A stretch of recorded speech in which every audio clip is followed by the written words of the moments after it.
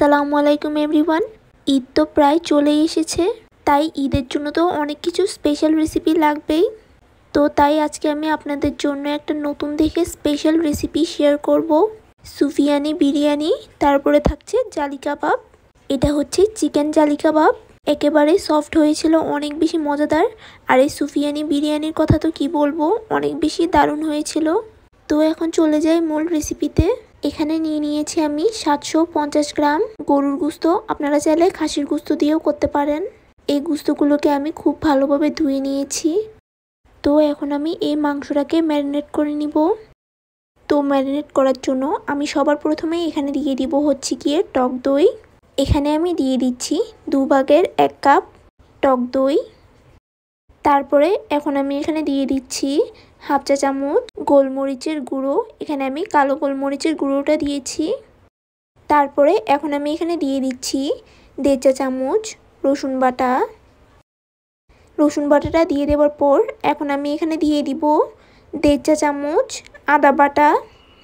এখানে আমি দিয়ে দিব এখন কাঁচামরিচের পেস্ট। 8 থেকে 9টা কাঁচামরিচ আমি এখানে পেস্ট করে দিয়ে দিয়েছি। এই রান্নার মধ্যে কিন্তু অতটা মশলা যাবে না, মশলাটা কম হলেও কিন্তু এটা খেতে অনেক বেশি দারুণ হবে। তারপরে দিয়ে দিচ্ছি স্বাদ মতো লবণ 1 চা চামচ। তারপরে দিয়ে দিচ্ছি হাফ চা চামচ গরম মশলার গুঁড়ো। তারপরে এখন আমি এখানে দিয়ে দিচ্ছি পুদিনা পাতা কুচি আর দিয়ে দিচ্ছি ধনে পাতা কুচি। এগুলোকে কিন্তু বেশি দেওয়া যাবে না, আমি এখানে মোটামুটি দিয়ে দিয়েছি। তারপরে 1 টেবিল চামচের মতো আমি এখানে লেবুর রস দিয়ে দিচ্ছি।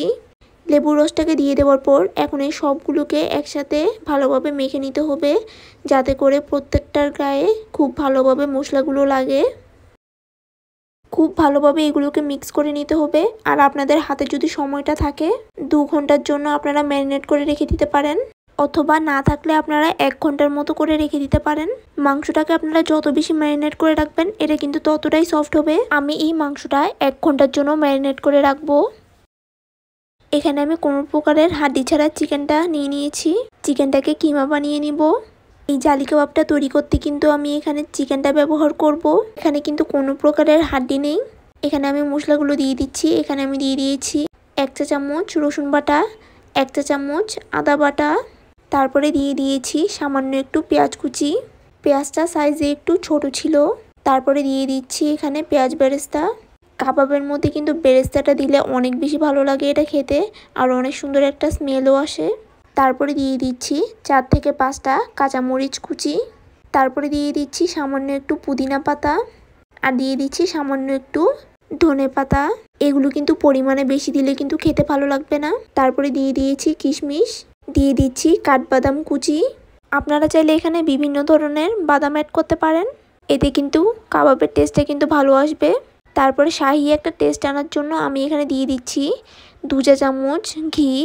ঘিটা দিয়ে দেওয়ার পর আমি এখানে সামান্য একটু লেবু চিপে দিয়ে দিচ্ছি, এই ধরেন 1 চা চামচের মতো হবে। তারপরে আমি এখন এখানে দিয়ে দিচ্ছি 1 চা চামচ টমেটো সস। তারপরে দিয়ে দিচ্ছি 1 চা চামচ সয়া সস। তারপরে দিয়ে দিচ্ছি সামান্য একটু স্বাদ মতো লবণ, এই ধরেন হাফ চা চামচ। আর কালারটা একটু সুন্দর আসার জন্য দিয়ে দিচ্ছি সামান্য একটু হলুদ গুঁড়ো। পরিমাণে একেবারে কম, দেখতেই পাচ্ছেন হলুদ গুঁড়োটা দিয়েছি। দিয়ে দিচ্ছি 1 চা চামচ ধনিয়া গুঁড়ো। তারপরে এখানে দিয়ে দিচ্ছি 1 চা চামচ শুকনো মরিচের গুঁড়ো। তারপরে দিয়ে দিচ্ছি হাফ চা চামচ গোলমরিচের গুঁড়ো, হাফ চা চামচ থেকে একটু সামান্য একটু কম হবে। তারপরে দিয়ে দিচ্ছি হাফ চা চামচ জিরে গুঁড়ো আর সবশেষে দিয়ে দিচ্ছি হাফ চা চামচ কাবাব মশলার গুঁড়ো। এখানে আমার সব কিছু দিয়ে দেওয়ার পর এখন এই সব কিছুকে একসাথে খুব ভালোভাবে মেখে নিতে হবে। এই সব কিছুকে খুব ভালোভাবে মিক্স করে নেওয়ার পর কিন্তু আমি এখানে ব্রেড ক্রাম্বস অ্যাড করব। আমি এখানে দিয়ে দিচ্ছি 3 টেবিল চামচ ব্রেড ক্রাম্বস। এতে করে কিন্তু কাবাবটা খেতে অনেক বেশি ভালো লাগবে আর ক্রিস্পিও হবে কিছুটা। এখন এই সব কিছুকে আমি ভালোভাবে আবারও মেখে নিচ্ছি। সব কিছু করে নেওয়ার পর কিন্তু এগুলোকে আমি এক সাইডে রেখে দিব।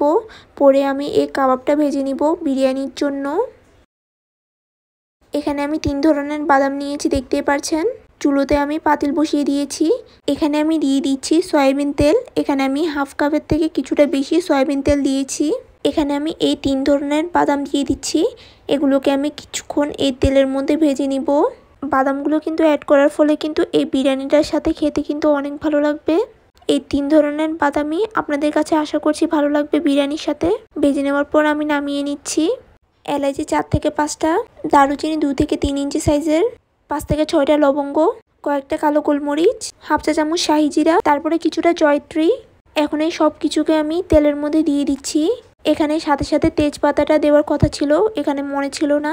আপনারা এগুলোর সাথে তেজপাতাও একটা অ্যাড করে দিবেন। এখন এখানে আমি দিয়ে দিচ্ছি হাফ কাপ পেঁয়াজ কুচি। এখন এই পেঁয়াজ কুচিগুলোকে দিয়ে দিচ্ছি। এখন এগুলোকে কিছুক্ষণ ভালোভাবে রান্না করে নিতে হবে। হালকা একটু কালার চলে আসার পরে কিন্তু এখানে গরুর গোশতটা দিয়ে দিতে হবে। এটাকে বেশি কড়া করে ভাজা যাবে না, না হলে কিন্তু কালারটা বেশি চলে আসবে। দেখতে পাচ্ছেন আমি এখানে এইমাত্র তেজপাতাটা অ্যাড করলাম মনে আসাতে। এই বিরিয়ানিটার মধ্যে কিন্তু অত কালার হবে না, একটু সাদা টাইপের হবে। এই সুফিয়ানি বিরিয়ানিটা কিন্তু এমনই হয়। তো দেখতে পাচ্ছেন আমি এখন এই গোশতটাকে দিয়ে দিয়েছি। এখন এটাকে কিছুক্ষণ নাড়িয়ে চাড়িয়ে রান্না করে নিতে হবে। এখানে কিন্তু আমি কোনো প্রকার পানি অ্যাড করব না। তো দেখতে পাচ্ছেন এই গোশত থেকে পানি ছাড়া শুরু হয়ে গিয়েছে। এখনই আমি এটাকে ঢাকনা দিয়ে ঢেকে রেখে দিব। ততক্ষণ পর্যন্ত এটাকে খুব ভালোভাবে কষিয়ে নিতে হবে। প্রায় 45 থেকে 50 মিনিট রান্না করে নেওয়ার পর এখন এখানে দিয়ে দিব আমি কাজু বাদাম বাটা, 2 ভাগের 1 কাপ কাজু বাদাম বাটা। তারপরে দিয়ে দিচ্ছি সামান্য একটু দুধের সর। এগুলো দিয়ে দেওয়ার পর এখন এগুলোকে খুব ভালোভাবে নাড়িয়ে চাড়িয়ে রান্না করে নিতে হবে। এই মুহূর্তে কিন্তু আমি এটাকে আবারও ঢাকনা দিয়ে ঢেকে রেখে দিব যতক্ষণ না পর্যন্ত টেনে তেলটা উপরে ভেসে ওঠে। তো রান্না প্রায় শেষ হয়ে এসেছে, তাই এখানে আমি শেষে দিয়ে দিয়েছি সামান্য একটু হাফ চা চামচ গরম মশলার গুঁড়ো। রান্নাটা হয়ে গিয়েছে আর গোশতটাও সিদ্ধ হয়ে এসেছে। চুলার অফ করে দিয়েছি। এখানে আমি নিয়ে নিয়েছি 750 গ্রাম পোলাও চাল। চাল আর গোশতের পরিমাণটা কিন্তু আমি সমান সমান রেখেছি। এতে করে কিন্তু এই সুফিয়ানি বিরিয়ানির টেস্টটা একেবারে পারফেক্ট হবে। এখন এই চালটাকে খুব ভালোভাবে ধুয়ে নিতে হবে। চালটাকে খুব ভালোভাবে ধুয়ে পরিষ্কার করে নিয়েছি। চালটা থেকে পানিটা ঝরিয়ে নিতে হবে। এখন এখানে আমি নিয়ে নিয়েছি 4 থেকে 5টা লবঙ্গ, 2টো ছোট থেকে দারুচিনি, 4টা এলাচি, 5 থেকে 6টা কালো গোলমরিচ আর 2টো তেজপাতা। এগুলোকে আমি এই ফুটন্ত গরম পানিতে দিয়ে দিয়েছি। এর মধ্যে আমি পোলাও চালটা দিয়ে দিব। পোলাও চালটা যতটুকু দিব এর থেকে দ্বিগুণ আমি পানিটা বেশি নিয়েছি। এর মধ্যে আমি দিয়ে দিচ্ছি হাফ চা চামচ শাহি জিরা। এখানে আমি আস্ত শাহি জিরাটা দিয়েছি। এতে করে কিন্তু এই সুফিয়ানি বিরিয়ানিটা খেতে অনেক বেশি ভালো লাগবে আর স্মেলটাও ভালো আসবে। পানি ঝরিয়ে নেওয়া পোলাও চালটা আমি এখন এখানে দিয়ে দিয়েছি। এখন সাথে সাথে এটাকে একটু নাড়িয়ে চাড়িয়ে দিলাম আমি। এখন আমি এখানে দিয়ে দিব 1.5 চা চামচের মতো লবণ। লবণটা কিন্তু আপনাদের স্বাদ মতো করে আপনারা দিয়ে দিবেন। তারপরে এখানে আমি 1 টেবিল চামচের মতো লেবু দিয়ে দিয়েছি, লেবুটা চিপে। তারপরে দিয়ে দিয়েছি 1 টেবিল চামচের মতো সয়াবিন তেল। এতে করে কিন্তু রাইসটা অনেক ঝরঝরে হবে। তো সাথে সাথে এখন আমি এটাকে ভালোভাবে নাড়িয়ে চাড়িয়ে দিচ্ছি। এই রাইসটা 8 থেকে 8.5 মিনিট পর্যন্ত রান্না করে নিতে হবে। 80 থেকে 90% মতো করে এই চালগুলোকে সিদ্ধ করতে হবে। এখানে আমি মাংসটা আবারও একটু গরম করে নিচ্ছিলাম। আমি কিন্তু রাইসটার থেকে পানিটা খুব ভালোভাবে ছড়িয়ে নিয়েছিলাম সাথে সাথেই। তো এখানে আমি আরেকটা পাতিলের মধ্যে দিয়ে দিচ্ছি সবার প্রথমেই গোশত। এখানে আমি স্টেপ বাই স্টেপ সবগুলো দিব। ফার্স্টে গরুর মাংসটা দিয়ে দেওয়ার পর আমি এখানে দিয়ে দিয়েছি রাইস। এখানে আমি একটার পর একটা করে দিয়ে সাজিয়ে নিচ্ছি সুন্দরভাবে। তো ফার্স্টে তো মাংসটা দিয়ে দেওয়া হয়ে গিয়েছে, এখন তো এই রাইসটা দেওয়া হয়ে গিয়েছে। এখন আমি এখানে আবারও দিয়ে দিব হচ্ছে গিয়ে গরুর মাংসটা। এখানে আমি মাংসটা চারপাশে ছড়িয়ে দিচ্ছি খুব ভালোভাবে।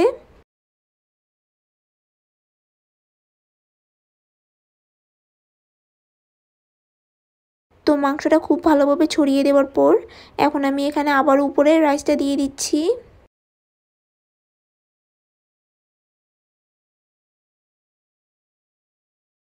তো এখন যে এই রাইসটা দিয়েছি এখন আমি এর মধ্যে দিয়ে দিব হচ্ছে গিয়ে পুদিনা পাতা।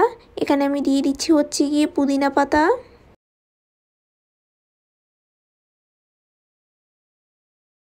পুদিনা পাতাটা দিয়ে দেওয়ার পর তারপরে এখন আমি এখানে দিয়ে দিচ্ছি হচ্ছে গিয়ে কিশমিশ। তারপরে দিয়ে দিচ্ছি হচ্ছে গিয়ে চীনাবাদাম আর কাজু বাদাম।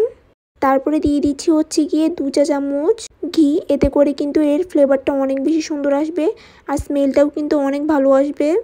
তারপরে এখন আমি এখানে দিয়ে দিচ্ছি হচ্ছে গিয়ে দুধ। এখানে কিন্তু আমি 2 টেবিল চামচের মতো কিন্তু দুধ দিয়ে দিয়েছি। দুধের পরিমাণটা কিন্তু বেশি হওয়া যাবে না, এতে করে কিন্তু এটা অনেক বেশি পাতলা হয়ে যাবে, তখন দেখা যাবে একেবারে ঝরঝরে হবে না। এখানে দুধ দিয়েছি কারণ বিরিয়ানিটা যাতে নিচে লেগে না যায়। তো ওই দেখতেই পাচ্ছেন উপরে আমি গরুর মাংসটা দিয়েছি। গরুর মাংসটা দিয়ে দেওয়ার পর আবার উপরে আমি রাইসটা দিয়ে দিয়েছি সুন্দরভাবে সাজিয়ে। তারপরে আমি এখানে আবারও এই পুদিনা পাতাটা দিয়ে দিচ্ছি। তারপরে উপর দিয়ে বাদামটা আবারও সাজিয়ে নিচ্ছি। আপনারা আপনাদের মন মতো করে যে কোনো ধরনের বাদাম অ্যাড করতে পারেন। আমি এখানে 3 ধরনের বাদাম অ্যাড করে দিয়েছি। তারপরে দিয়ে দিচ্ছি এখানে পেঁয়াজ বেরেস্তা। তারপর ঘি তো অবশ্যই মাস্ট দিতেই হবে। 3 থেকে 4 চা চামচের মতো আমি এখানে ঘি দিয়ে দিচ্ছি আবারও। তারপরে আবারও 2 টেবিল চামচের মতো গরুর দুধ দিয়ে দিচ্ছি আমি এখানে কিন্তু গরুর দুধটা বেশি হওয়া যাবে না। এই ব্যাপারটা কিন্তু একটু খেয়াল রাখবেন আপনারা। এখন কিন্তু আমি এই পাতিলের নিচে একটা তাওয়া বসিয়ে দিয়েছি। এখন এটাকে ঢাকনা দিয়ে আমি ঢাকনার উপরের ছিদ্রটা বন্ধ করে দিব। আর হাই ফ্লেমে আমি এটাকে 4 মিনিটের জন্য রান্না করব। তারপরে একেবারে হালকা আঁচে বসিয়ে রাখবেন 15 থেকে 16 মিনিট। তারপরে চুলার আঁচটা বন্ধ করে দিতে পারবেন। এখন সেই চিকেন জালি কাবাবটা বানিয়ে নেওয়ার পালা। এখানে আমি একটা ডিম ভেঙে নিয়েছি, তার মধ্যে দিয়েছি সামান্য একটু লবণ আর সামান্য একটু শুকনো মরিচের গুঁড়ো। এখন এই সব কিছুকে একটু একসাথে ভালোভাবে মিক্স করে নিচ্ছি। ডিমটাকে খুব ভালোভাবে ফেটিয়ে নিতে হবে। তারপরে এখানে আমি নিয়ে নিয়েছি ব্রেড ক্রাম্বস। এখন এখানে আমি কাবাবটাকে ডিমের মধ্যে খুব ভালোভাবে গড়িয়ে নিচ্ছি। এখানে কিন্তু আমি কাবাবের শেপটা দিয়ে দিয়েছি। তো ডিমের মধ্যে খুব ভালোভাবে গড়িয়ে নেওয়ার পর এখন আমি এখানে ব্রেড ক্রাম্বসে খুব ভালোভাবে গড়িয়ে নিচ্ছি।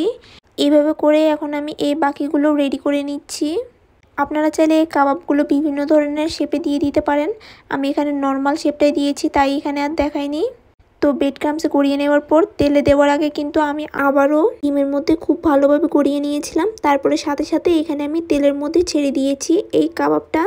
এইভাবে করে কিন্তু আপনাদেরকে কাবাবটা রেডি করে নিতে হবে। তো দেখতে পাচ্ছেন এইভাবে করে আমি এক এক করে সবগুলো দিয়ে দিচ্ছি কাবাব। তো সবগুলো কিন্তু দিয়ে দেওয়া হয়ে গিয়েছে। এখন কিন্তু যেগুলো ওপর পাশে হয়ে যাবে আমি কিন্তু এগুলোকে খুব ভালোভাবে উল্টে পাল্টে দিচ্ছি। এই চুলার আঁচটা কিন্তু আপনারা লো টু মিডিয়াম আঁচে করে রাখবেন। আর এই চিকেন জালি কাবাবটা খেতে কিন্তু অনেক বেশি টেস্টি হয় আর অনেক বেশি সফটও হয়। এই কাবাবটাকে আপনারা আপনাদের পছন্দ মতো কালার করে ভেজে নিতে পারবেন। আমি কিন্তু এই জালি কাবাবটা কিন্তু অত কালচে রঙের করে ভাজিনি, মোটামুটি করে এরকম রং করে ভেজেছি। যখন এরকম একটা কালার চলে আসবে তখনই কিন্তু আমি ভালোভাবে তেলটা ছড়িয়ে এই কাবাবগুলোকে নামিয়ে নিব। তো দেখতেই পাচ্ছেন কাবাবটা রেডি হয়ে গিয়েছে। এখন আমি এটাকে নামিয়ে নিচ্ছি। দমে রাখার পর এই বিরিয়ানিটা কিন্তু একেবারে রেডি হয়ে গিয়েছে পারফেক্টভাবে। এই ঢাকনাটা খোলার সাথে সাথেই কিন্তু অনেক সুন্দর একটা স্মেল বের হয়েছিল। এই সুফিয়ানি বিরিয়ানিটা আসলে কতটা খেতে মজার হয় আপনারা এটা বাসায় ট্রাই করলেই বুঝতে পারবেন। দেখতে পাচ্ছেন কত সুন্দর ঝরঝরে একটা বিরিয়ানি হয়েছে। তো প্লেটে নিয়ে নেওয়ার আগে কিন্তু আমি এটাকে একটু হালকা একটু নাড়িয়ে চাড়িয়ে নিচ্ছি যাতে করে গুস্তগুলোও আসে। তো আপনাদেরকে আমি প্লেটে সুন্দরভাবে সাজিয়ে দেখিয়ে দিচ্ছি কতটা পারফেক্টভাবে এই বিরিয়ানিটা তৈরি হয়েছে আর কতটা সুন্দর ঝরঝরে। তো এরই সাথে আমি এই সুফিয়ানি বিরিয়ানিটাকে এই কাবাবের সাথে পরিবেশন করেছি। আপনারা চাইলে কিন্তু আরও বিভিন্ন কিছুর সাথে এই দুটো পরিবেশন করেই খেতে পারবেন। আজ কিন্তু আমি একসাথে দুটো রেসিপি আপনাদেরকে শেয়ার করেছি। ঈদের দিন যদি আপনারা এই সুফিয়ানি বিরিয়ানি আর এই জালি কাবাবটা যদি তৈরি করেন সবার কাছে ভালো লাগবে। তো আজকের জন্য এতটুকুই, দেখা হচ্ছে অন্য কোনো রেসিপিতে। আশা করছি আপনারা সবাই ভালো থাকবেন এবং সুস্থ থাকবেন। আল্লাহ হাফেজ।